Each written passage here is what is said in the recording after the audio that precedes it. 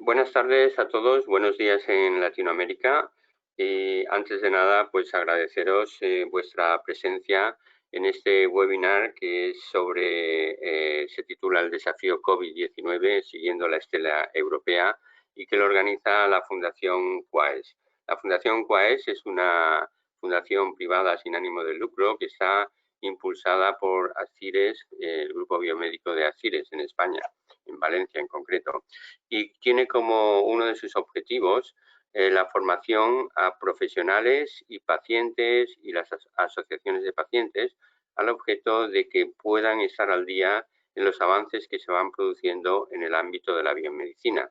Y en esta ocasión, en este caso concreto, pues en relación con la pandemia del coronavirus que nos está afectando a todos los países. Bien, mi nombre es Javier Benítez y soy el asesor científico de la Fundación Quaes y soy el encargado pues, de moderar esta sesión por un lado y de haceros una pequeña introducción al tema. Bien, como sabéis, la pandemia se inició a finales del año pasado, principios de este año, y desde entonces hasta el momento actual tenemos más de 16 millones de contagiados, de los cuales 4 millones se pueden localizar o situar en Latinoamérica, es decir, es un 25%. Y tenemos actualmente alrededor de 675.000 fallecidos. Bien, ¿qué estamos aprendiendo desde entonces? ¿Qué estamos aprendiendo en estos meses? Pues estamos aprendiendo a conocer el virus, porque este virus era totalmente nuevo, no se conocía absolutamente nada de él. Conociendo cuál puede ser su agresividad, sabemos que es un poquito más agresivo de lo que se pensaba al principio. Su capacidad de expansión, que realmente es una gran capacidad de expansión y que puede estar situada en torno a un factor de 3, es decir, cada persona contagiada puede contagiar a otras 3, que presenta una clínica variable con afectación no solamente pulmonar, sino del resto de los órganos, y que realmente se puede resumir en que vamos a tener un 80% de las personas con una patología muy leve o incluso asintomáticos totales, un 15% que va a ser más severa y que va a necesitar oxígeno, y un 5% que realmente van a ser pacientes críticos que van a necesitar un ingreso en la UCI y que necesitarán de respiradores artificiales. Hasta hace muy poquito no había ningún tipo de tratamiento, salvo el sintomático, pero desde hace ya unas semanas, pues la FDA aprobó primero el Remdesivir y posteriormente la dexametasona ha surgido también como otro fármaco interesante para el tratamiento de esta enfermedad, y de hecho pues el Remdesivir puede reducir hasta un 30% los fallecimientos de pacientes en estado grave. Las medidas de protección son la mejor estrategia para prevenir el contagio, medidas de protección personal que están basadas en la higiene, mantener las distancias sociales y el uso de la mascarilla, que ha pasado a ser obligatoria ya en prácticamente todos los países europeos. El aislamiento social, lo que es el confinamiento, también hemos visto que es la medida más efectiva en todos los países europeos, que hemos pasado la primera fase del coronavirus, pero sin duda lo más efectivo son los test diagnósticos masivos. Los test diagnósticos masivos es una estrategia que muy pocos países han desarrollado en estos meses, entre ellos Corea del Sur, Dinamarca, Vietnam, Nueva Zelanda, y con unos resultados realmente fantásticos, puesto que Vietnam, con una infraestructura sanitaria muy escasa, sin embargo, tiene un número de muertos que es de una cifra nada más. Bien. La segunda parte es conocer la evolución del virus. Estamos aprendiendo el virus y ahora estamos empezando a conocer cuál es la evolución. Tenemos ya conocemos o sabemos de lo que ha ocurrido en China y lo que está ocurriendo en Europa, puesto que todos los países europeos, China también, salió ya de esa fase de expansión y luego ya entró en la desescalada y ya se ha dado una cierta libertad a todos los habitantes. Y en China, por ejemplo, pues en Wuhan, que fue el primer país donde se produjo la infección, pues el periodo estimado fue de 4 meses aproximadamente, con unas medidas muy parecidas a las que se tomaron en Europa y en USA, aunque hubo aparentemente únicamente 3.500 fallecidos, un poquito más ahora, mientras que en Europa, con las mismas medidas, empezando en marzo y no empezando en enero, con un periodo que ha durado 4 meses también aproximadamente, pues tenemos 225.000 fallecidos.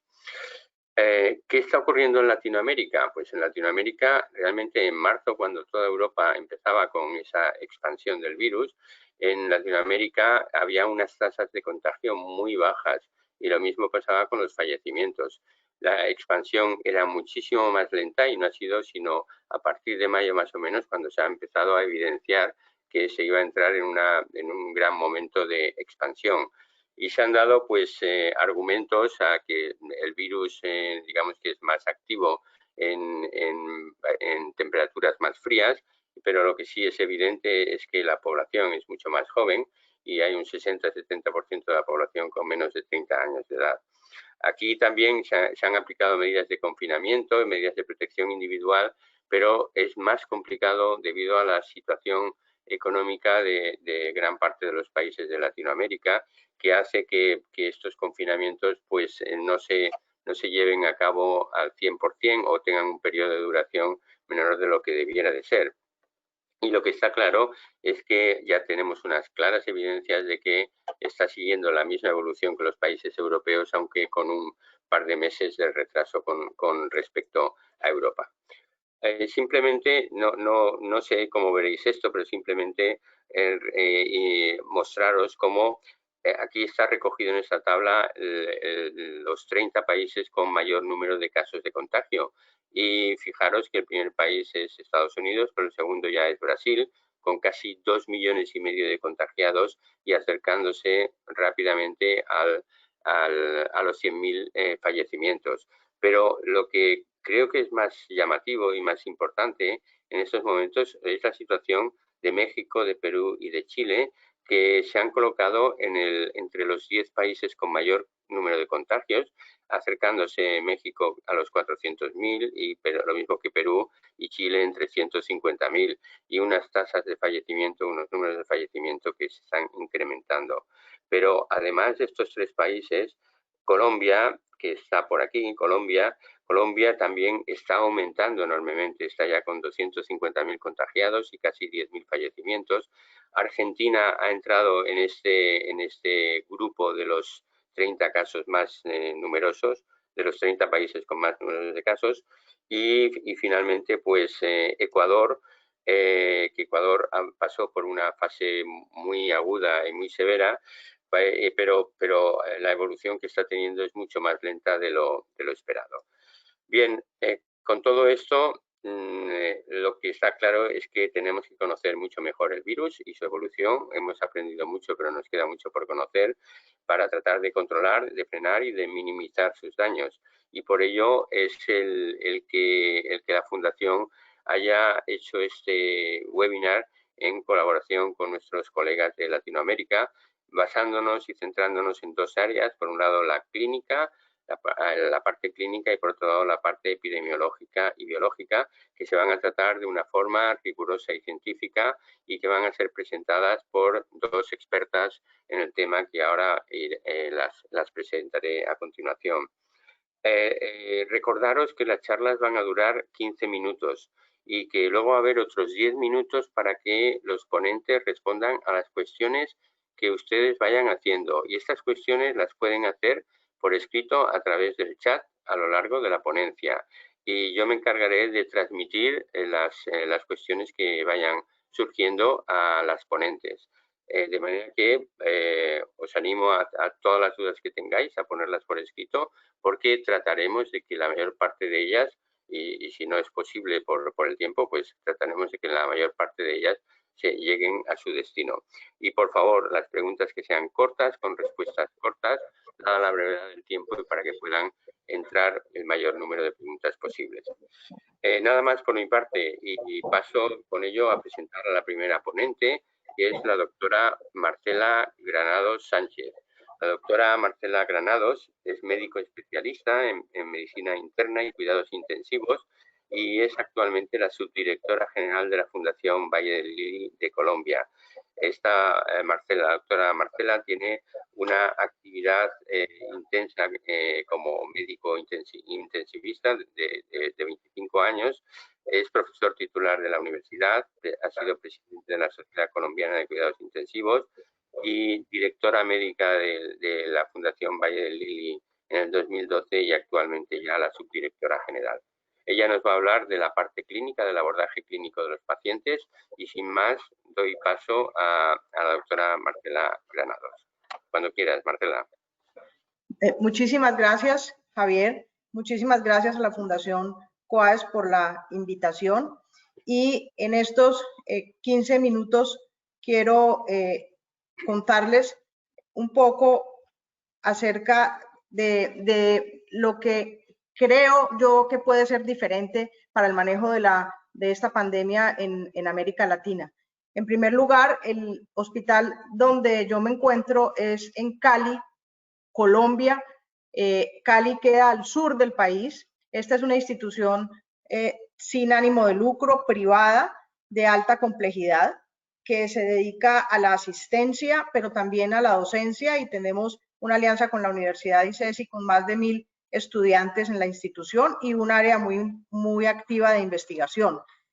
Tenemos 530 camas, de las cuales 40% son de cuidado crítico, lo que implicará que necesitamos tener una actividad muy alta en esta epidemia y tenemos por eso una de las torres con 82 camas críticas dedicadas exclusivamente al manejo del COVID. Igualmente tenemos pacientes de trasplantes, cáncer, cardio, neuro, con 27.000 egresos en el 2019 y 510.000 consultas externas. Esta pequeña introducción es importante para mostrarles los contrastes que tenemos en América Latina y que seguramente se repite en muchísimos países de la región.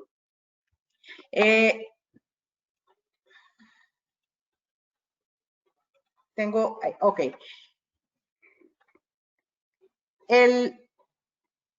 Esta diapositiva, foto inicial muy interesante, es para mostrar que hay algunas cosas que no han cambiado en el manejo de las epidemias.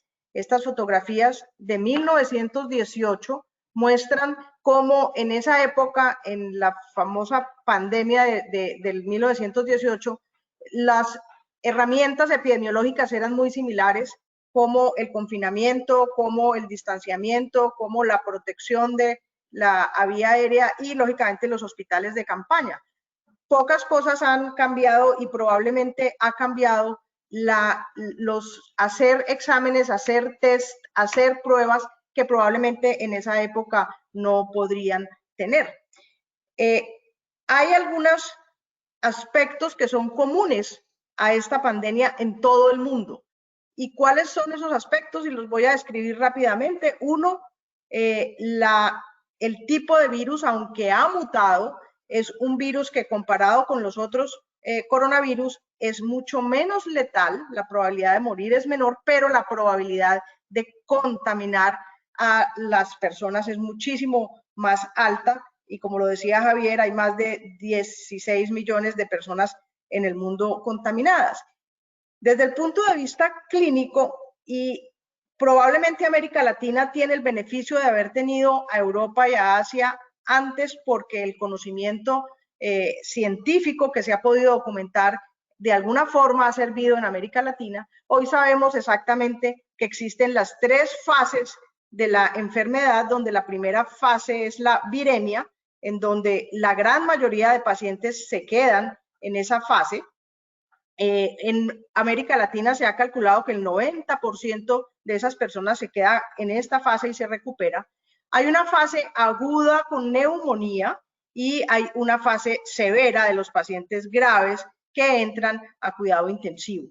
Sabemos que en la progresión de la enfermedad hay un factor muy importante inflamatorio demostrado en esta diapositiva por los círculos azules en donde la inflamación va aumentando en la medida en que pasa el tiempo y estos pacientes más inflamados son los pacientes que tienen una enfermedad más severa. De la misma forma vemos como con esta línea de triángulos cómo la actividad procoagulante va aumentando y en aquellos pacientes que llegan a la falla severa es muy importante y cómo la actividad de los linfocitos va disminuyendo y aquellos pacientes que llegan a la fase severa tienen una cantidad muy inferior de linfocitos, por lo tanto, de inmunidad adaptativa. Otra cosa que hemos aprendido es que los estudios científicos, ensayos clínicos controlados que se han podido hacer no son muchos, son pocos, y estamos de acuerdo en que en la fase aguda probablemente el remdesivir como antiviral tenga unos efectos importantes. La dexametasona, recientemente la publicación nos ha demostrado que en los pacientes hipoxémicos y los que llegan a ventilación mecánica, esos pacientes tienen beneficio de la utilización de dexametasona y hay algunos reportes con tocilizumab y nosotros estamos haciendo un estudio con tocilizumab y anticoagulación cuando está demostrada la trombosis, pero siempre en todos la tromboprofilaxis debe estar en esos pacientes. También hay otros aspectos que son comunes a la pandemia y es en el manejo de los hospitales grandes como el nuestro, pensar en la patología no COVID y estoy segura que eso mismo ha pasado en hospitales de otras regiones en Europa y en Estados Unidos. Y es que los pacientes con otras patologías dejan de asistir por una u otra razón a los hospitales y se nos constituye esto en un problema de salud pública adicional. Este estudio demuestra cómo los eventos coronarios agudos disminuyeron el ingreso en Italia cuando estuvo en el pico del problema. Pero también hay que pensar en los pacientes con cáncer y en cómo postergar más de 6 meses la cirugía de los pacientes con cáncer disminuye la sobrevida de estos pacientes. Y en países tropicales como los nuestros, las otras enfermedades endémicas como el dengue, la OPS lanza una alerta sobre que no se deben dejar de controlar porque pueden haber más mortalidad por estas patologías. Y de manera muy importante, la patología no COVID, que es común a todos, es la patología mental. Estamos seguros de que tanto la patología individual como la patología colectiva mental se ha aumentado a través del mundo y debemos ser muy juiciosos en poder estar tranquilos con respecto a eso. Y otra definitiva y que para mí ha sido una de las mayores, no de los mayores, pero sí muy importante problema que pudo haber sido evitado, es la desinformación. La desinformación sobre tratamientos milagrosos, la desinformación que causa reacciones de pánico, la psicología de masas en donde las personas van y compran artículos que no se requieren, la infomanía, la estigmatización, xenofobia y racismo, las teorías de conspiración. Todo esto ha sido una pandemia igualmente que la del virus y CNN en alguna publicación decía, solamente mire los hechos, dedíquese a mirar los hechos y no a elucubraciones que causan muchísimo daño. Ahora, en América Latina hay diferencias demográficas, económicas, políticas y culturales que hacen que el manejo tenga algunas diferencias. Y como lo decía Javier, la demografía de los continentes es distinta y Europa tiene una población mucho mayor, de personas mayores de 65 años y América, aunque está cambiando su pirámide poblacional, tiene una población joven que es más grande y si en América sacamos a Estados Unidos, probablemente la curva sea diferente, pareciéndose un poco más a la famosa curva, a la famosa pirámide como la que está ahí de África. Ahora, nosotros estamos unos meses, semanas o meses por detrás de lo que pasó en Europa, en la estela de Europa, y esta gráfica muestra claramente en esta línea azul que es los casos acumulados de España, los casos acumulados de Estados Unidos, en donde se menciona que probablemente al inicio se subestimó la gravedad del problema y después viene el grupo de países latinoamericanos en donde no están todos, pero están señalados los países más grandes de más población, en donde indiscutiblemente Brasil tiene el número acumulado mayor de casos, pero México tiene también un número muy importante y en teoría una letalidad más alta, pero hay que tener mucho cuidado con esa interpretación de la letalidad, pues la letalidad depende del número de pruebas que se hagan. Si se hacen pocas pruebas, la letalidad va a ser muy alta porque el denominador es bajo, pero en la medida en que realmente conozcamos cuál es la prevalencia de la enfermedad, la letalidad es la que realmente sea. Cuando uno mira muertes por millón de habitantes, Perú, de este grupo de países, es el que está primero. Chile indiscutiblemente ha hecho el mayor número de pruebas. Colombia ha hecho en estos últimos tiempos un esfuerzo importante por hacer un número de pruebas y estamos alrededor de 25.000 pruebas para un país de 49, 50 millones de habitantes. La institución nuestra está habilitada para hacer las pruebas y tenemos pruebas de PCR, tenemos antígeno y tenemos anticuerpo. La otra diferencia grande en Latinoamérica está relacionada con los problemas socioeconómicos, como decíamos inicialmente, que influyen indiscutiblemente sobre el manejo y sobre el comportamiento de la pandemia. Por algún motivo esta no pasó la diapositiva. Ahí, ok. Y la Organización para la Cooperación y el Desarrollo Económico, la OCDE y el Banco Mundial sacan una alerta sobre el panorama de salud y sobre lo que la pandemia puede causar en Latinoamérica y probablemente va a ser mucho más impactante de lo que ha pasado en Europa. La desigualdad y la informalidad en estos países es muy importante. Hay países donde más del 50% y el 80% de la población está trabajando en la informalidad. Tenemos otro problema y es que las ciudades están, las personas están viniendo del campo hacia las ciudades, pero el 21% vive en zonas marginales y esta diapositiva les puede mostrar la dificultad que hay en el control de una epidemia con estas personas que tienen que salir a la calle necesariamente para poder conseguir su sustento. Y esta fotografía exactamente la ciudad no la sé, pero probablemente se repite en muchos de los países de la región. La CEPAL, que es la Comisión Económica para América Latina, decía históricamente en América Latina la crisis de 1980 y la crisis del 2008 causaron un empeoramiento de la pobreza de manera muy importante y si no somos capaces de hacer una inversión social importante, probablemente lo que pase en el 2020 va a ser, de ahí en adelante, va a ser muy grave y probablemente nos vamos a retroceder 13 años en lo que habíamos ganado en el control de la pobreza. Pero otra diferencia grande es en el talento humano. Los países de la OCDE, de la Organización para la Cooperación para el Desarrollo Económico a nivel mundial, dicen que en este punto los países en promedio en Europa y en Estados Unidos tienen 9 enfermeras por 1.000 habitantes y 3.5 médicos. Fíjense cómo los países de América Latina están en este punto con 3 enfermeras y 2 médicos en promedio por 1.000 habitantes. Y las camas hospitalarias igualmente, el promedio de la OCDE es 4.7, pero en América Latina es 2.1 y hay países desafortunados como Haití donde ni siquiera alcanzan a una cama por 1.000 habitantes.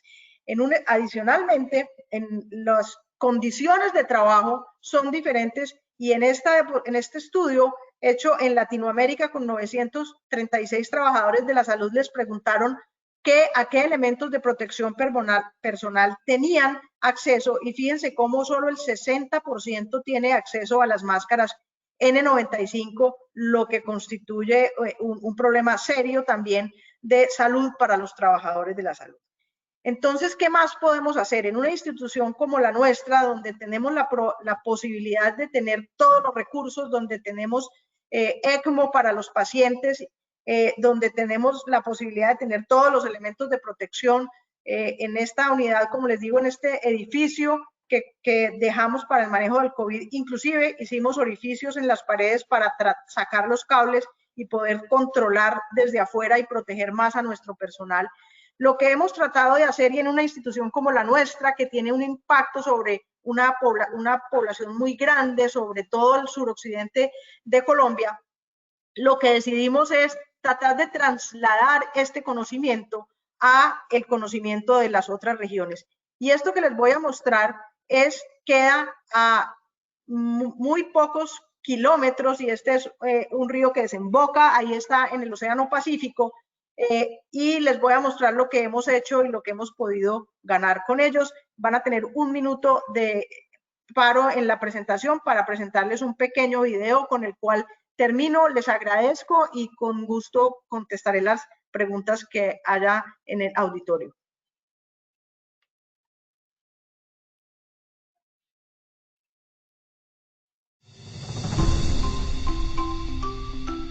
A pesar de estar viviendo tiempos difíciles, nuestro compromiso es llevar salud donde más lo necesitan. Los obstáculos y las distancias dejaron de ser barreras para cumplir nuestra misión: salvar vidas en cualquier lugar. Hoy, gracias a la teleeducación y telemedicina, trabajamos en equipo con hospitales del suroccidente colombiano. Seguimos multiplicando el conocimiento a través de la tecnología, llegando a todos los lugares y apoyando a quienes más lo necesitan.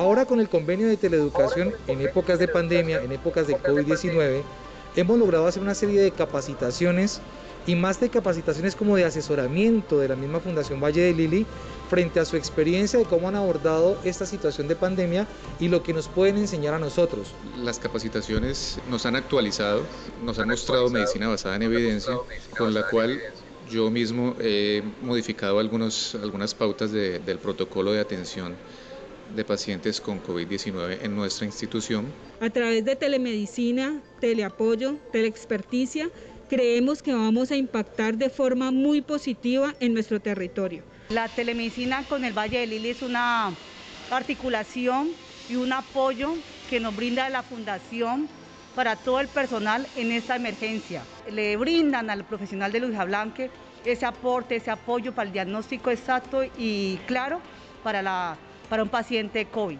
Por medio de la teleeducación y la telemedicina, el personal médico, enfermeras y el área administrativa ha podido reforzar sus conocimientos y crear estrategias de prevención en esta pandemia y de esta manera contribuir con la prevención del COVID-19.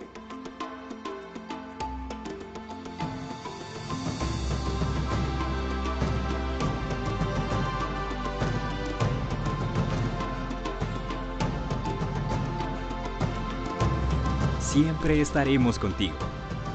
Fundación Valle de Lili. Excelencia en salud al servicio de la comunidad.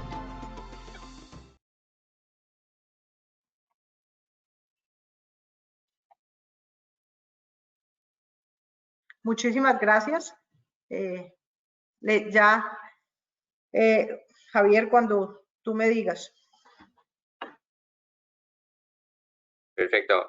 Te decía que muchas gracias por tu presentación, que ha sido realmente muy interesante y muy didáctica.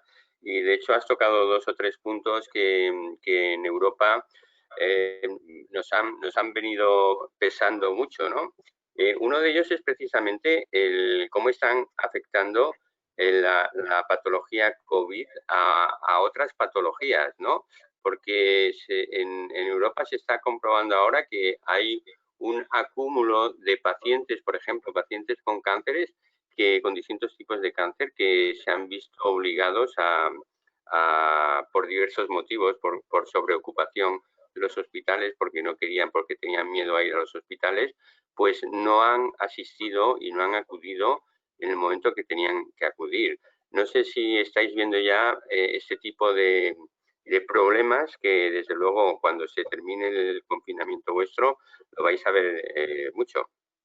Sí, indiscutiblemente sí, sobre todo los meses de marzo y abril, cuando Colombia inició el confinamiento muy tempranamente. De hecho, apenas nosotros estamos subiendo y todavía no hemos llegado al pico del número de casos, y muchos pacientes dejaron de venir a los hospitales. Otro de los problemas que tiene estos países de América Latina es el trauma por accidentes de tránsito, pero el trauma también por violencia, que se disminuyó mucho en esa época, pero que rápidamente volvimos a tener pacientes con trauma, de tal forma de que la decisión que tomamos en el hospital es aislar prácticamente una torre del hospital y tratar de comunicarle a la comunidad que no debería dejar de venir y que hay que respetar la posibilidad de que otros pacientes con otras patologías sean atendidos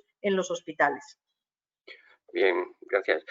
Mira, uno de los oyentes nos pregunta ¿qué opinas o qué medidas se deberían aplicar o qué estrategias se debería seguir para evitar rebrotes? Pero yo más que rebrotes lo extendería también qué medidas se están tomando o se tendrían que tomar con un mayor rigor para evitar que siga incrementando la expansión del virus y obviamente posteriormente los rebrotes. Sí, yo creo que esas decisiones, que son decisiones de gobierno y decisiones de Estado, tienen que ser muy localizadas. Yo siempre he pensado que nosotros debemos pensar global, la ciencia nos debe dar conocimiento global, pero la decisión es local. La decisión es local porque es mucho más fácil confinar, sería la decisión total para que el virus no tenga cómo transportarse de un individuo a otro. Esa decisión se puede tomar en países que tienen asegurada un mínimo básico de supervivencia, pero no en países donde no se puede hacer. Entonces, creo, inclusive dentro de los mismos países hay departamentos que se comportan diferentes, ciudades diferentes y dentro de la ciudad barrios diferentes. Nosotros tenemos dentro de la institución un ejemplo interesante y es que las personas que han tenido, que son positivas, nosotros hacemos tamizajes en nuestras personas y que son positivas, solamente el 20% han estado en contacto con pacientes que tienen COVID, pero el resto de las personas proviene de los barrios de la ciudad donde hay focos calientes de contaminación. Por lo tanto, creo que las decisiones no puede ser una gran decisión mundial, sino que la decisión de qué hacer para evitar el rebrote y la expansión en estos casos del virus tiene que ser tomada de manera local. Gracias. Otra pregunta de otro de los espectadores. ¿Tenéis algún protocolo de monitorización del COVID para trabajadores sanitarios del centro? Sí, aunque hubo muchas discusiones, las personas que están en esa torre de la cual les hablé, les estamos haciendo PCR con dos tamizajes que son los más importantes. El primero es que diariamente todas nuestras personas, aquí trabajan 5.500 personas, esas personas todos los días hacen una encuesta obligatoria antes de iniciar y ante cualquier síntoma relacionado con COVID, esa persona se tamiza con PCR. Y de alguna forma en esa torre donde están los pacientes de cuidado intensivo, los pacientes más críticos y urgencias de COVID, a esas personas les estamos haciendo tamizaje aunque estén asintomáticos, cosa que tiene un poco de discusión, pero que estamos seguros de que para nosotros tiene un impacto con algo interesante y es que estamos haciendo pooling de las muestras de tal forma de que con 5 muestras las procesamos juntas una vez. Si una de esas es positiva, entonces se le hace a cada una de ellas, pero si todas son negativas, se considera que el lote es negativo y eso nos ha dado mucha eficiencia. Muy bien, bueno, es una estrategia muy interesante y muy inteligente. Y en ese sentido también nos preguntan si tienes algunas noticias o tienes alguna estimación del porcentaje de contagios en el personal sanitario. A nivel de Latinoamérica no tengo el dato, no lo puedo saber. Solo sé que en nuestra institución tenemos menos del 2% de personas que han tenido positivo la prueba. Es muy bajo, enhorabuena. Es muy bajo. Marcela, uno de los grandes problemas que hemos tenido en España y en Europa en general es el desbordamiento que ha habido en los hospitales de casos de COVID y especialmente cuando muchos de ellos ya eran muy severos y había que trasladarlos a las UCIs y no existían infraestructura adecuada ni respiradores suficientes, en un número suficiente como para atender esa demanda. ¿Qué está pasando en Colombia en ese sentido? Colombia, dentro de los países de Latinoamérica, es uno de los países que más camas tiene de cuidado intensivo por habitantes, pero están concentradas en las 5 grandes ciudades. Tenemos un problema muy importante en Colombia de dispersión de la población, y hay poblaciones donde no hay ni una sola cama y hay otras donde el número de camas es suficiente. Colombia ha hecho un esfuerzo muy importante en la compra de ventiladores y están entregando, y la compra de 2.000 equipos para repartir en el país están en este momento llegando y se ha preparado. Sobre este punto específico no conozco los datos exactos de otros países de la región, pero sí sé que Colombia, comparado con el mundo y con los promedios de la OCDE a nivel internacional, Colombia está en número muy bien de camas de cuidado intensivo, aunque, como les digo, concentradas en las grandes ciudades, lo que no permite que sea igual el manejo en todas partes. Muy bien, pues me temo ya que tenemos que parar. Muchas gracias. Tenemos unas cuantas preguntas más en la reserva, pero no nos da tiempo y tenemos que dejar paso a nuestra próxima ponente. Marcela, muchas gracias y enhorabuena. Muchísimas gracias, Javier, y aquí estaré atenta para oír a Cecilia. Muy bien, pues pasamos a la siguiente ponente, que es la doctora Cecilia Tapia Paredes. Ella es médica asesora en microbiología y biología molecular, trabaja en el Laboratorio Dávila de Santiago de Chile y Cecilia es doctora en ciencias biomédicas por la Universidad de Chile, es médico también y hizo luego un postdoctoral en Santiago, en San Diego, y ahí fue donde se especializó quizá más ya en el tema del laboratorio clínico. Pues Cecilia, ella nos va a hablar del abordaje diagnóstico y cuando quieras puedes empezar con tu tema. Ok, muchas gracias por la invitación. Estuvo muy interesante la presentación de Marcela, me encantó. Y yo les voy a transmitir nuestra experiencia en un laboratorio que atiende una red de clínicas o de hospitales en Chile, y que es una forma paralela de salud, porque existe la salud pública y la salud privada, pero que trabajamos bastante en conjunto y de manera muy similar. Entonces va a servir de ejemplo de lo que ha sucedido en el país. Bueno, perdón, la pasé muy rápido. La pandemia, por supuesto, iniciada en Wuhan, en China, produjo la necesidad de implementar técnicas diagnósticas de nosotros para poder identificar esos casos.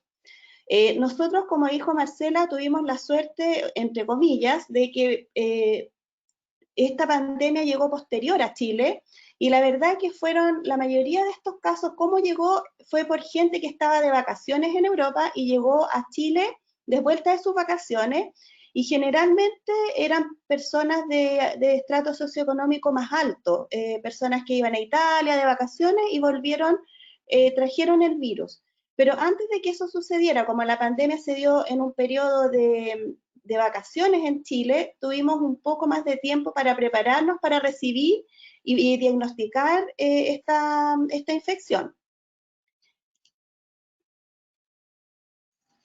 Dentro de las pruebas diagnósticas para COVID, el método de referencia es la detección por PCR o reacción de cadena de la polimerasa en tiempo real, que es el método primero que además con el cual contamos, y existen además otras pruebas moleculares rápidas como los paneles de virus respiratorios que también incluyen SARS-CoV, como por ejemplo BioFire, FilmArray u otros test que son capaces de hacerlo, pero que tienen dos limitantes. Una de que no hubo mucho stock en el momento que se necesitó a nivel de Latinoamérica porque hubo mucho bloqueo de aduana. Nuestro país está muy lejos de los países que generan estos productos y que nos pueden enviar estos productos, y por otra parte hubo un cierre también en el mercado norteamericano, donde estos productos fueron destinados fundamentalmente para satisfacer las necesidades locales. Y por otra parte, hay otras herramientas que también las menciona Marcela, como lo que son la detección de anticuerpos y la detección de antígenos.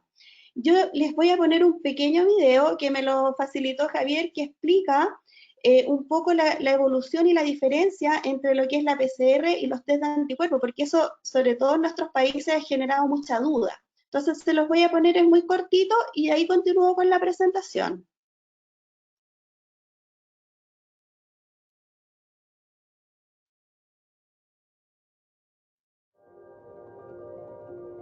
¿Qué pasa cuando viene un paciente y nos pregunta por la prueba del coronavirus? Lo primero es explicar que no hay solo una prueba del coronavirus, hay distintas técnicas que se utilizan en las distintas fases de la enfermedad. Para explicarlo de manera gráfica, os voy a dibujar lo que le pasa a un paciente cuando se infecta con el virus. Lo primero que se detecta es el propio virus. Más o menos a la semana el organismo empieza a fabricar anticuerpos para reaccionar y vencer a ese virus. Primero la IgM y a continuación la IgG, que se mantiene más tiempo elevada. En la primera semana que el paciente tiene síntomas, fiebre, tos, deberíamos recomendar la PCR, que se coge con el bastoncillo en la nariz, porque en esta semana no están elevados aún los anticuerpos. A partir de la segunda semana se puede detectar los anticuerpos, que se toman con una muestra de sangre. Y luego tenemos el test rápido, que detecta los anticuerpos, pero tiene importantes limitaciones, y se recoge con un pinchacito en el dedo y una tirita especial. Conclusión: importantísimo la honestidad a la hora de recomendar qué tipo de prueba necesita cada paciente y clave la correcta toma de la muestra. ¿Me escuchan, cierto?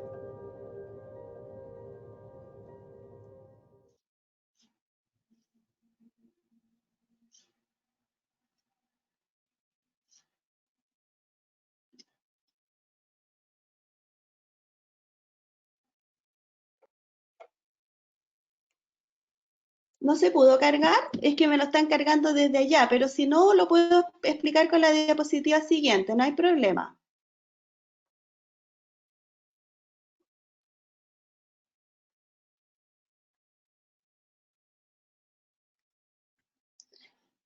Ya, disculpen, pero fue un problema técnico. Bueno, la verdad es que, como les decía anteriormente, perdón que partí un poco con el pie izquierdo, como se dice acá. Espérenme un poquito, que voy para la diapositiva anterior.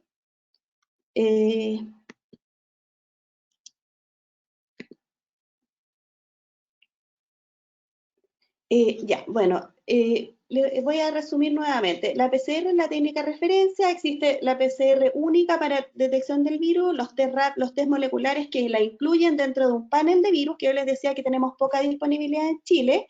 Otra herramienta es la respuesta inmune, o la detección de la respuesta inmune a través de test de anticuerpos, que estos pueden ser cualitativos y cuantitativos. ¿Ya? Y por otra parte están las pruebas de detección de antígeno, que Marcela también tiene disponibilidad de ellas.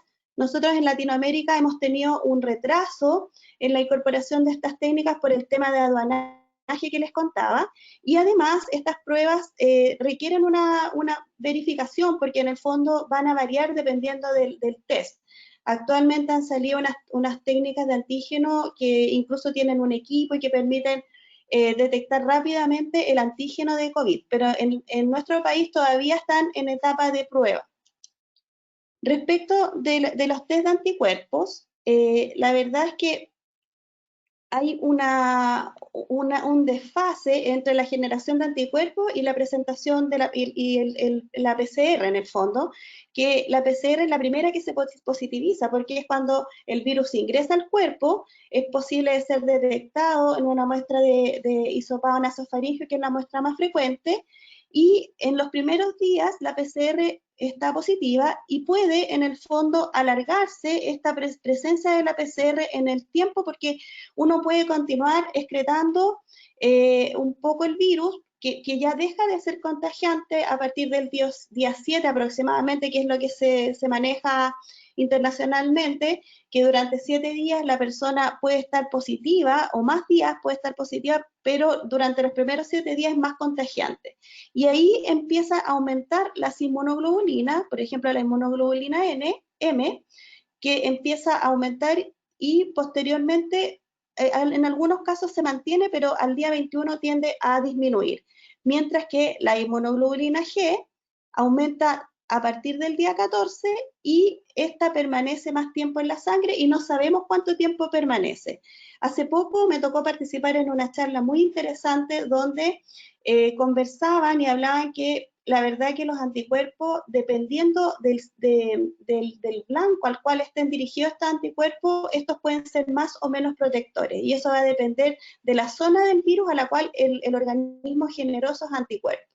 Entonces, por ejemplo, si la persona desarrolló anticuerpos ante la proteína de superficie que se llama spike, tiende a ser más protector ese anticuerpo que la persona que los desarrolló a la proteína M, ¿ya? De la membrana. Entonces, déjenme retroceder un poquito. Nosotros en nuestro laboratorio tuvimos la posibilidad, o sea, tenemos la posibilidad de brindar este servicio y partimos evaluando test cualitativos y posteriormente test cuantitativos, y lo que nosotros hicimos fue verlo, este comportamiento de los test en los distintos momentos, y lo que vimos es que, por ejemplo, IgM, la verdad es que el rendimiento de la técnica era bastante alto, o sea, en los primeros días, sobre todo en especificidad, pero iba mejorando este desempeño analítico a medida que pasaban los días, y para la IgG también. Entonces, lo que nosotros vimos es que sobre 14 días, realmente el desempeño de las técnicas era mucho mejor, tanto para IgM como para IgG.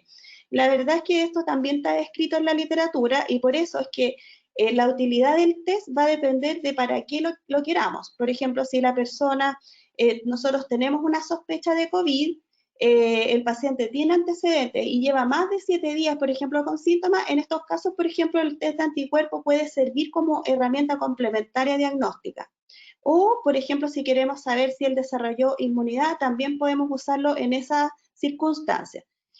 Otra cosa que hemos visto es que en general el paciente hospitalizado que ha tenido cuadros más graves produce niveles más altos de anticuerpos, ¿ya? Y eso también está descrito, y que los pacientes asintomáticos muchas veces generan niveles más bajos o no son detectados tan fuertemente como los pacientes hospitalizados.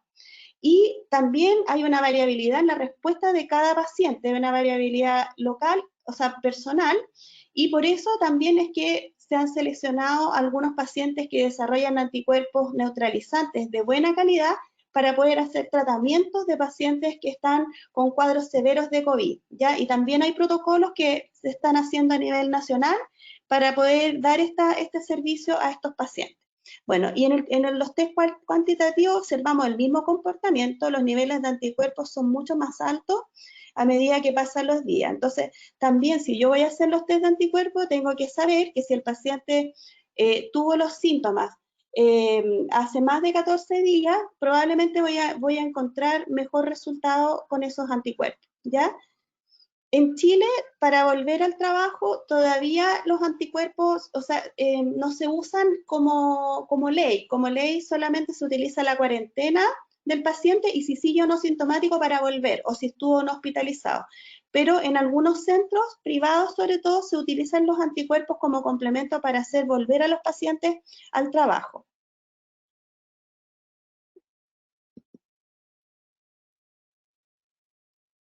Bueno, nuestro laboratorio, nuestra red de laboratorios también es privada y cuenta con 2 laboratorios de biología molecular que nos permitió enfrentar esta crisis o esta pandemia de la mejor manera posible, ¿ya?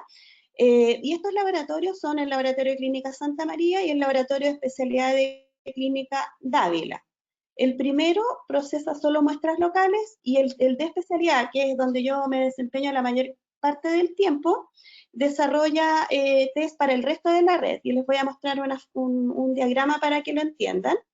Este es nuestro laboratorio de especialidad. Este laboratorio pertenece a una clínica que tiene muchas camas, tiene alrededor de 640 camas, y el resto de los laboratorios tienen camas más pequeñas, o sea, las clínicas a las cuales pertenecen estos laboratorios tienen números más pequeños, más bajos de camas. Entonces nosotros absorbemos toda esta red, ¿ya? Y esto también incluye pacientes hospitalizados y pacientes ambulatorios.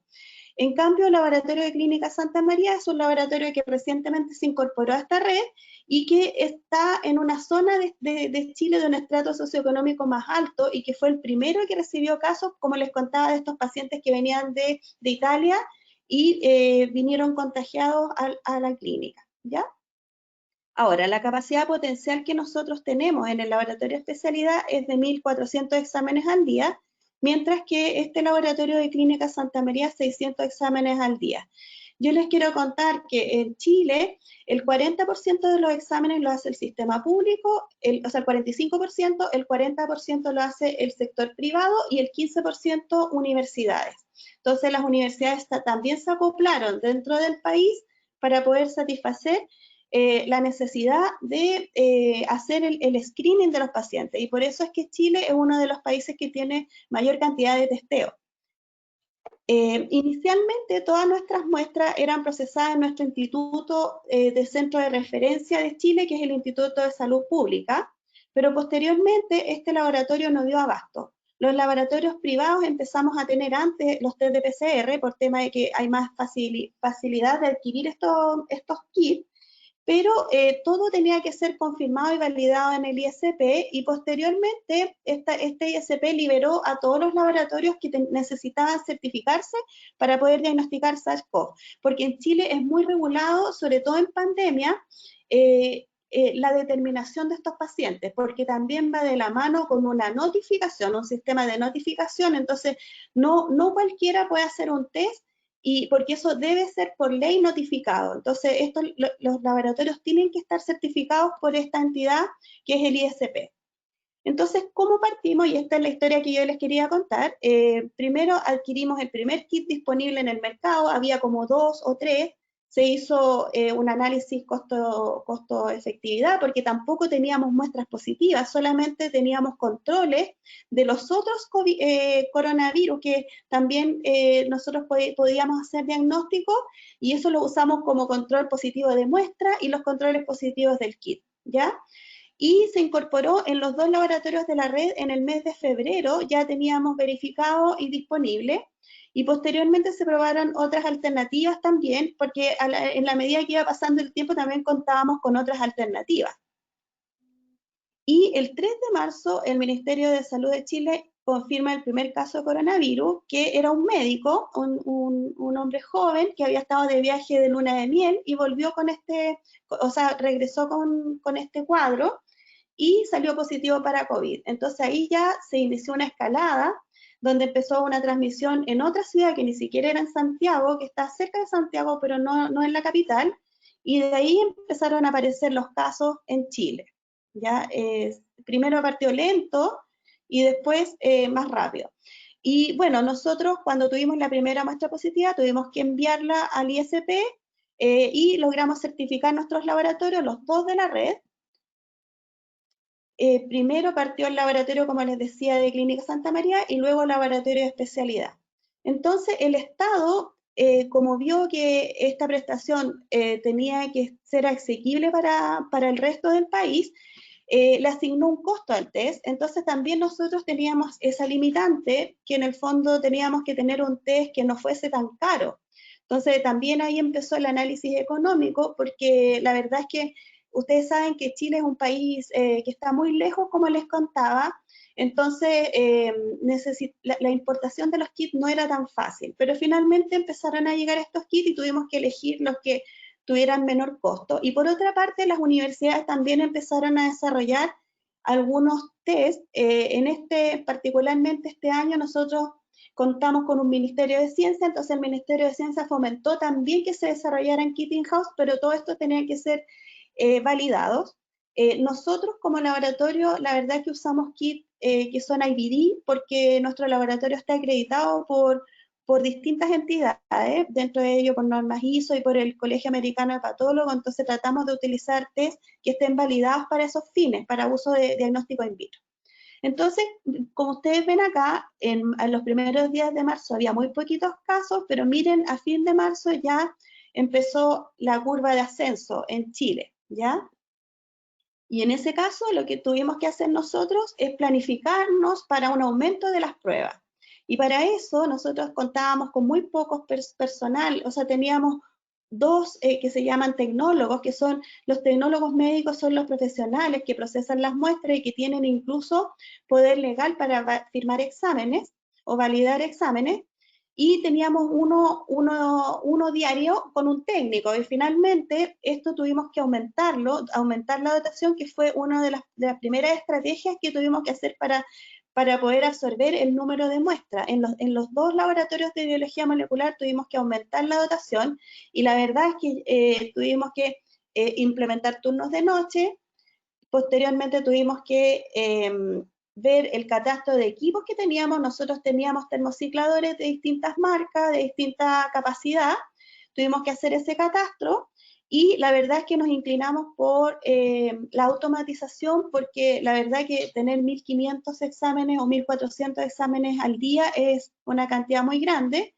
Por suerte habíamos tenido una alianza estratégica con una empresa coreana y pudimos previamente tener un equipo automatizado, que fue el único que teníamos, y finalmente logramos aumentar el número de termocicladores y estos equipos que realizan la PCR de manera automatizada, que son verdaderos robots. Estos robots hacen los mix de PCR y finalmente se trasladan a los termocicladores. Logramos planificar y traer estos equipos automatizados, entonces por suerte nunca tuvimos falta de reactivos, o sea, de reactivos de personal para poder hacer estos test de PCR. Entonces pudimos nosotros hacer este testeo masivo que se estaba haciendo a nivel de país, y que a nivel de en el mes de mayo, tuvo su pic, la verdad. Tuvimos que remodelar el espacio físico. Tuvimos en un momento como 4 equipos, tuvimos 4 equipos automatizados, 3 de este tipo y otro que era un robot que tiene mayor rapidez para hacer estos exámenes, y también hacer áreas delimitadas, porque tuvimos que transformar un laboratorio que lo teníamos, de hecho, como un proyecto que estamos pensando en hacer a futuro. Tuvimos que adaptarlo para poner esta mayor cantidad de equipos y poder trabajar. Y establecer las capacidades. Tuvimos que analizar los escenarios posibles, por ejemplo, en el caso que nos faltara personal, porque también había que pensar si se contagiaba el personal, qué pasaba. Había que pensar, por ejemplo, si no nos llegaban extracciones o alguna fase de la PCR, que también sucedió, que hubo una escasez, sobre todo de los kits de extracción.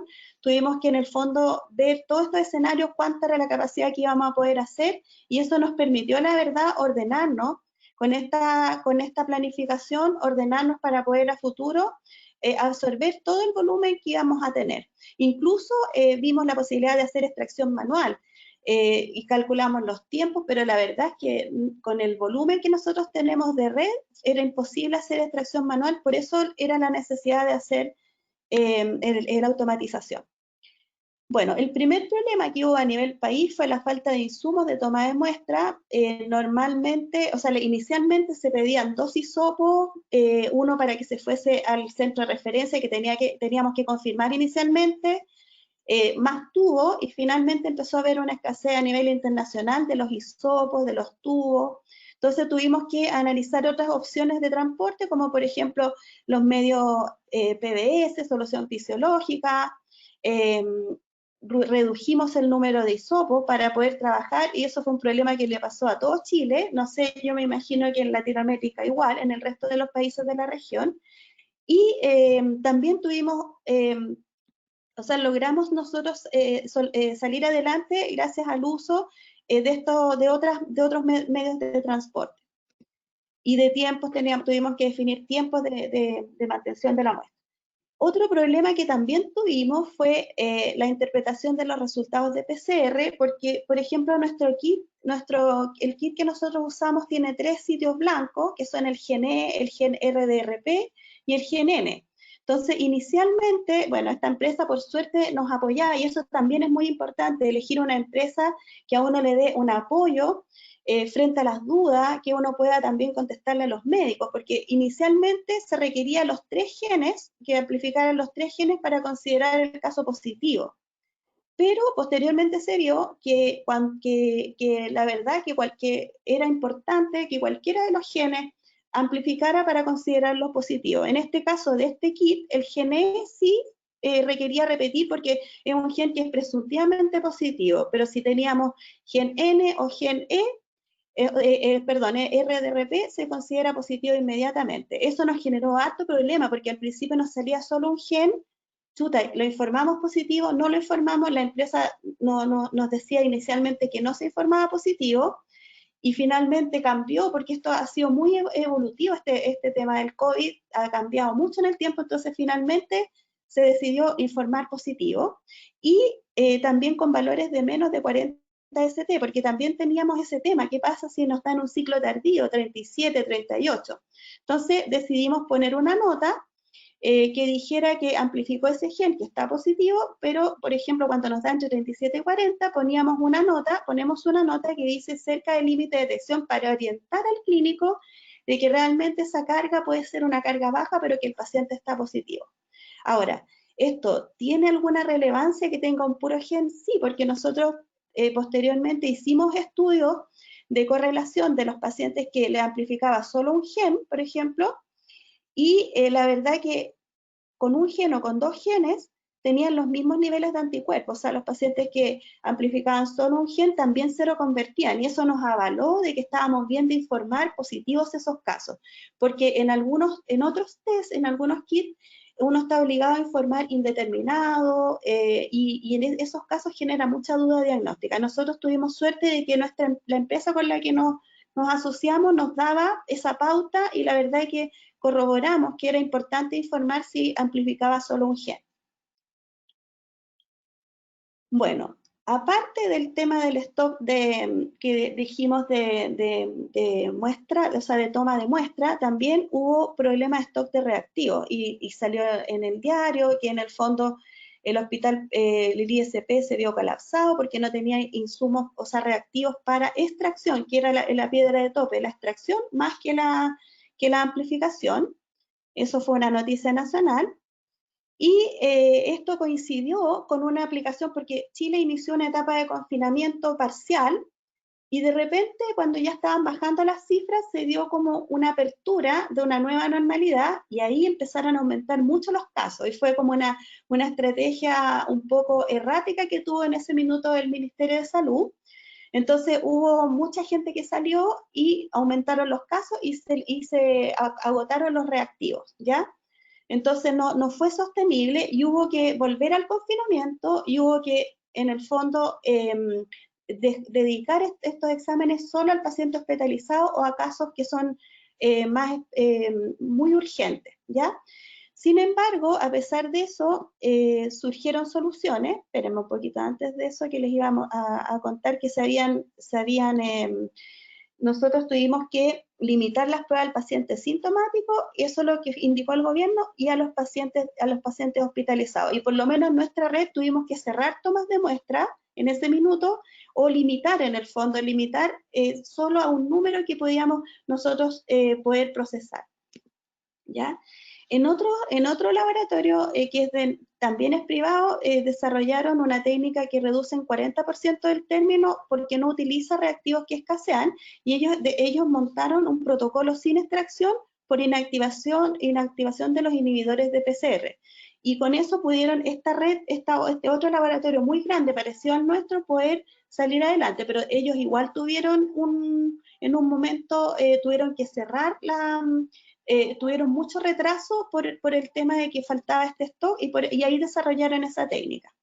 En el caso de nosotros, por suerte no tuvimos problema. Nuestro laboratorio lo que hizo fue importar otros sistemas de extracción automática por el volumen, y finalmente nuestra solución fue aumentar la dotación de equipos de extracción de otras marcas, y ver alternativas también que pudieran servir en los robots que nosotros teníamos. Así que por suerte nunca tuvimos que suspender exámenes. Entonces el gobierno, ya una vez que volvió al confinamiento, empezó con la estrategia de ir a hacer una detección masiva en el fondo de la gente, aumentar el testeo, y en eso surge la idea de implementar el test de saliva para diagnosticar COVID en la atención primaria. La verdad es que igual yo pertenezco también a dos sociedades científicas que son de laboratorio y de la Sociedad Chilena de Infectología. Igual lo vimos con preocupación, porque a pesar que a nivel internacional tuvo muy buenos resultados en algunos países, hay que tomar en cuenta la fase preanalítica o la fase analítica con la muestra de saliva, que es más compleja. Entonces, la verdad es que nosotros hicimos igual los estudios, aún todavía no se implementa, porque las sociedades científicas frenaron un poco esto por el tema de que después igual iba a haber un colapso dentro de los hospitales, porque una muestra de saliva hay que pretratarla, y eso también implica más tiempo, y los envases también de toma de muestras son muy grandes, entonces no hay mucha capacidad de almacenamiento en los hospitales públicos. Entonces nosotros igual las evaluamos, y evaluamos también la muestra de cornete medio, porque la ventaja de la muestra de saliva es que es más fácil de tomar y que puede ser una autotoma. Entonces probamos cornete medio, que también puede ser autotoma, no es la muestra nasofaríngea, que es más compleja, que requiere personal de apoyo, y vimos que la verdad la muestra de saliva permitía aislar el virus, sin embargo presentaba CT un poquito más alta que la muestra de hisopado nasofaríngeo, y la muestra nasal de cornete medio vimos que tenía menos rendimiento, pero sí CT más baja, es decir, detectaba mucho mejor el virus en la muestra nasal, pero tenía menos sensibilidad. La verdad que esto es un estudio que lo estamos evaluando, pero sí evaluamos la muestra de saliva, y esa muestra, en el caso nuestro, nos sirve, por ejemplo, para pacientes que tienen epistaxis, que son pacientes oncológicos, en los cuales no se puede usar el hisopado nasofaríngeo, en estos casos puede tener un rendimiento. Y a nivel estatal todavía no se está aplicando, se sigue aplicando la muestra nasofaríngea, porque igual el tema de usarlo en saliva requiere una validación. Ahora, ¿es realmente Chile uno de los países que realiza más testeos de COVID? La verdad que sí, supera el 1.000.000 de análisis. Hoy día yo miré nuestra estadística y estamos haciendo alrededor de 1.000.000, se ha hecho 1,5 millones de exámenes. Se ha fomentado mucho el análisis, yo creo que eso es una ventaja, y también eso contribuye a que tengamos cifras más altas también, porque hay mayor diagnóstico. Sin embargo, la mortalidad ha ido bajando en estos días, y de tener llegamos hasta más en algunos centros, hasta 50% de positividad de las PCR, hemos ido bajando, y ya hasta ayer tuvimos un 10% de positividad a nivel país.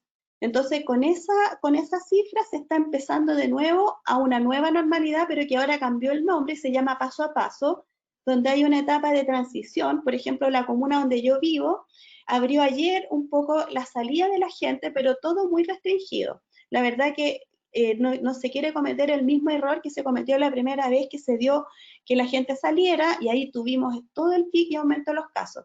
En este minuto estamos en descenso a nivel nacional de los casos positivos, y se está reabriendo en algunas comunas que llevan niveles sostenidamente bajos de positividad y de contagio, para empezar a poder convivir nuevamente, o poder trabajar y activar un poco el país, ¿ya? Y bueno, estos datos también los saqué del 26 de julio, y la verdad que Chile es uno de los países que tiene más test por habitante en el fondo, y eso es una ventaja que nos ha permitido también hacer trazabilidad y seguimiento de estos pacientes, ¿ya? Entonces, a pesar de que tenemos hartos contagios, también eso tiene que ver con que hay una mayor cantidad de testeo, y la letalidad no ha sido tan alta como lo comentó Marcela. Bueno, finalmente quería agradecer a mi equipo de trabajo del Laboratorio de Especialidades de Clínica Dávila, donde están las tecnólogas, que son las que trabajan con el área. Está Nadia, que es la encargada de toma de muestra, que nos ha permitido evaluar distintos tipos de toma de muestra, la coordinación de los materiales para tomar las muestras, y Carlos, que es el jefe de laboratorio, que es mi colega, con el cual hemos podido llevar a cabo esta tarea. y la verdad ofrecer este servicio. Nos sentimos orgullosos de que nunca hemos parado de hacer exámenes y hemos podido atender tanto a paciente privado como a paciente público, porque nuestro laboratorio de especialidad también atiende mucho paciente que es público, del servicio público. Eso les quería comentar hoy día. Muy bien. Muchas gracias, Cecilia, por tu charla. La verdad es que estamos fatal de tiempo y vamos a tener la posibilidad de una o dos preguntas como mucho. A mí me gustaría que nos dijeras realmente en el país qué tipo de test se está utilizando en estos momentos más masivamente, ¿no? Si los serológicos o los test de PCRs o el test rápido, ¿no? Nosotros estamos usando la PCR. Ese es el test que más se utiliza a nivel país porque es más clara la interpretación y también nos permite conocer mejor el estado actual del virus. Y los test rápidos, la verdad que están limitados a casos muy puntuales, no se usan tanto como... Miren, lo que pasa es que a nivel masivo se ofrecen para el público, pero la verdad que mucha gente se lo hace por su cuenta, incluso los puede comprar en la farmacia o los puede encargar. Pero la verdad que legalmente lo que al chileno le permite en el fondo estar fuera del trabajo o dentro es la PCR. Bien, se están haciendo test diagnósticos de forma más o menos repetida, por ejemplo, al personal sanitario, que es uno de los más afectados en esta pandemia. La verdad es que depende del centro. A nivel nacional, lo único que se usa es el caso confirmado por PCR y los 14 días de cuarentena para volver al trabajo. Sin embargo, en nuestra institución se usan los anticuerpos, se usan los anticuerpos cuantitativos para determinar si la persona vuelve o no, también como complemento. Ya. Bueno, vamos con la última pregunta porque no da tiempo a más. Es de uno de los oyentes. La región N se ha visto que acumula más mutaciones. ¿Qué opinión tiene sobre estas regiones genómicas? ¿Afectaría el diagnóstico? ¿La región N? Se ha visto que acumula más mutaciones. ¿Qué opinión tiene sobre estas regiones genómicas?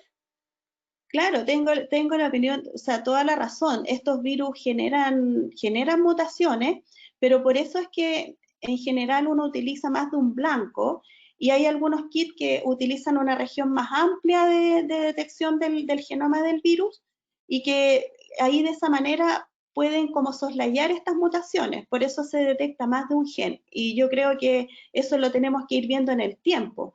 Por el momento, en nuestra realidad, la detección del gen N ha sido la más predictora en el fondo de que ese paciente desarrolle una respuesta inmune, por ejemplo. Pero claro que es un problema si el virus muta esa región.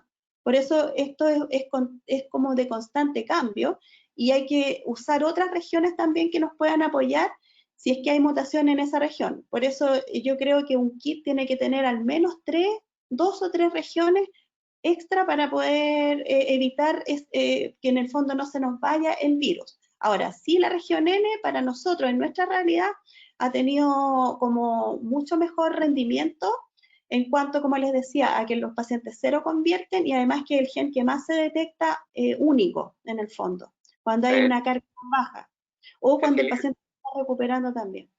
Cecilia, ¿tenéis datos de la sensibilidad? Sí, o sea, a nivel global, la sensibilidad de los test de PCR, sensibilidad clínica, estamos hablando, es de un 71% aproximadamente, globalmente. Hay algunos, incluso hay mucha variabilidad dependiendo del kit, pero pongamos como globalmente entre un 60 y 70%, porque hay casos porque son realmente positivos al principio, ¿ya? Y no sabemos cuál es la causa de esa negatividad. Puede ser la toma de muestra, el virus, la verdad es que lo que hemos visto en nuestra realidad es que la muestra de hisopado nasofaringeo en nuestra realidad tiene mejor sensibilidad que otro tipo de muestra. Entonces, a veces pasa que esa muestra no se rota bien, no se toma bien y puede ser esa una razón. Y lo otro es que también las muestras más bajas tienen mejor sensibilidad. Por ejemplo, si la muestra es de un lavado bronquial alveolar, tiene mejor sensibilidad que la muestra hacia arriba, nasofaringea. En el fondo, la lavado bronquial alveolar, las que son profundas, tienen a veces mejor sensibilidad que la muestra más superficial. Entonces es variable. Pero sí debiera ser entre un 60 y un 70% de la sensibilidad clínica. Muy bien, Cecilia, tenemos que dejarlo ya. Muchas gracias por tu charla y por la estrategia que has explicado tan detalladamente. Y nada, gracias a nuestra otra ponente, a Marcela, y por supuesto gracias al público que ha estado aquí oyendo y preguntando, interesándose. Yo espero que haya sido de su entera satisfacción y que se hayan podido quedar con aquellas dudas que tenían, pues que se hayan quedado ya prácticamente resueltas, si no al 100%, al 99%. Nada más, gracias a la Fundación Quaes, por supuesto, por el apoyo y esperemos que todo esto vaya pasando de una forma rápida y que podamos volver a lo mejor a tener otro webinar dentro de 6 meses para ver cómo es la situación ya en una etapa de casi normalidad. Muchas gracias a todos. Muchas gracias, Javier. Muchas gracias.